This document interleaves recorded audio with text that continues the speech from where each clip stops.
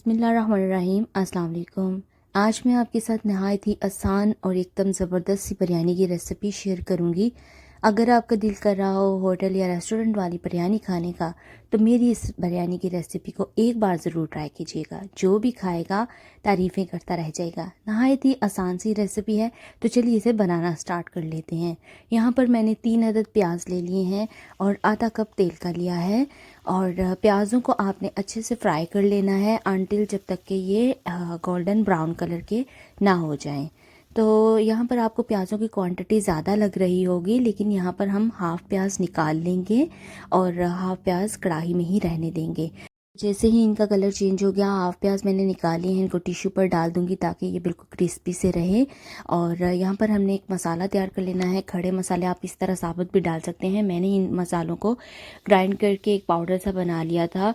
उसके बाद प्याज़ों के अंदर हमने चिकन को ऐड कर देना है। यहाँ पर हम बगैर किसी मैरिनेशन के बिरयानी बनाएंगे और एकदम ज़बरदस्त बिरयानी बनेगी।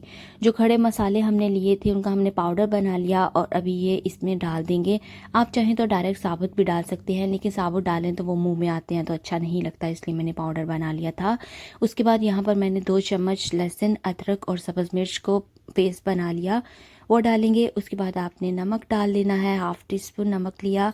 और 1 टेबल स्पून हमने लाल मिर्च का लिया है, हाफ़ टी स्पून काली मिर्च का लिया है। और यहाँ पर 1 कप हमने दही का ले लेना है। वो पहले आप अच्छे से दही को फेंट लें और उसके बाद आप चिकन के अंदर ऐड करें। नमक और मिर्च जो है वो आप अपने जायके के हिसाब से कम ज़्यादा भी कर सकते हैं। उसके बाद यहाँ पर मैंने 3 से 4 अदद टमाटर लिए थे, वो डाले हैं। और 1 चम्मच मैंने टमाटर का पेस्ट डाला था, ये बिल्कुल ऑप्शनल है। बस सारी चीज़ों को अच्छे से मिक्स करेंगे और दम पर 7 से 8 मिनट के लिए पका लेना है। दूसरी तरफ हमने 1 कप में दूध ले लेना है। 1 कप यहाँ पर दूध लिया है। थोड़ा सा हम ज़ाफ़रान इसमें डाल देंगे, अगर आपके पास ना हो तो आप इसे स्किप भी कर दें। और आपने यहाँ पर 1/4 टीस्पून जो फूड कलर होता है वो डालना है और 2 से 3 कतरे केवड़ा वाटर के डाल देने हैं। बस इन सारी चीज़ों को आपने अच्छे से और एक ये खुशबूदार सा दूध तैयार कर लेना है। इसको साइड पे रख देंगे। एक बर्तन में आपने खुला सा ज़्यादा सा पानी ले लेना है, उसके अंदर ये खड़े मसाले डालेंगे और 2 से 3 चम्मच आपने नमक के डाल देने हैं ताकि चावल जो है वो अच्छे से पानी को उबलने के लिए रख देंगे। यहाँ पर चावल हमने सेला यूज़ किए हैं, जिनको हमने 30 मिनट पहले भिगो कर रख दिया था। और इसके बाद हमने एक कढ़ाई लेनी है जिसके अंदर हम थोड़ा सा तेल डालेंगे और इसको अच्छे से ग्रीस कर लेंगे। ये स्टेप आप स्किप भी कर सकते हैं। उसी बर्तन में आप दम लगा सकते हैं जिसमें कोरमा बनाया है, लेकिन हम यहाँ पर आलू की लेयर लगाएंगे जो कि एक बहुत ही अच्छा सा फ्लेवर देगी और आपका जो मसाला है इससे वो भी नीचे नहीं लगता। तो यहाँ पर हमने जो पानी है उसको भी उबाल आने लग गया था, तो बस इसके अंदर चावल डालने हैं। एक दफ़ा आपने चम्मच मारना है, बार बार ज़्यादा चम्मच नहीं मारिए। और दूसरी तरफ हम कौरमे को चेक कर लेते हैं। तो यहाँ पर देखें जो दही था और टमाटर था उन्होंने अपना पानी छोड़ दिया। अब हम इसकी अच्छे से बुनाई कर लेंगे। बुनाई करने के बाद हमने जो ज़ाफ़रान का दूध बनाया था वो यहाँ पर हमने हाफ़ दूध ऐड कर देना है। दूध डालने के बाद आपने सिर्फ इसे 2 से 3 मिनट के लिए पका लेना है। बिल्कुल इसे ड्राई नहीं करना आपने, थोड़ी थोड़ी सी ग्रेवी जो दूध की है वो रहने देनी है। तो यहाँ पर हमने 1 से 2 मिनट के लिए इसे मज़ीद पका लिया।